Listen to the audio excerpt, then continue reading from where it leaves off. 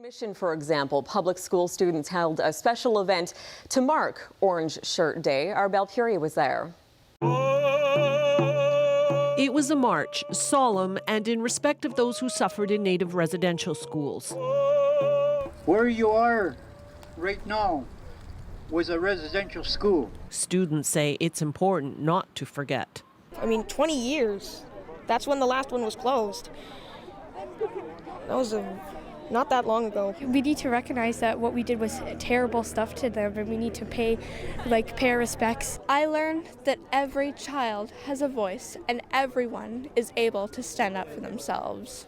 Yesterday, a group of teachers, politicians, and youth workers gathered in Mission for a tour of St. Mary's School. They're guides to Indigenous survivors. They shared some of their stories with us. You always had this feeling of doom in September when you had to go to school.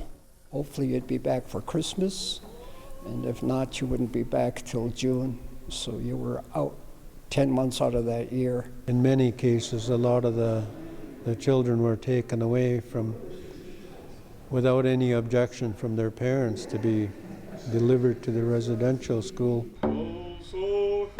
My parents were told if they did not allow our kids to go to school, they would be thrown in jail. School was one of discipline. It was one of get in line quickly, be quiet, don't be heard, get over here, do this, do that. That was the extent of our day. To fear from being strapped or watching the strap, that never ever left my mind.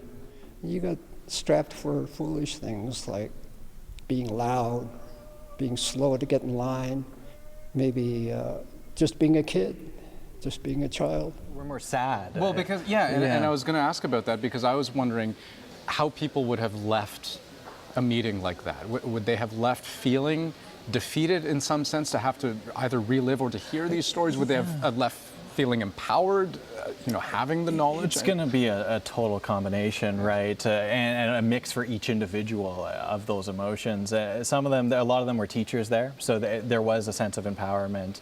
I now can tell that story to my students. I don't know, but I didn't learn this stuff when I was in high school. So it's relatively new that it's making its way into curriculum. So a lot of those teachers, I think, were feeling empowered. Others were sad. I saw people embrace, and there was a ceremony on the way out the door too, where there was a smudge and cedar boughs, a bit of a cleansing just for the participants of the tour to go off on a positive note. Well, Rafferty, thanks for sharing that with us. Thanks.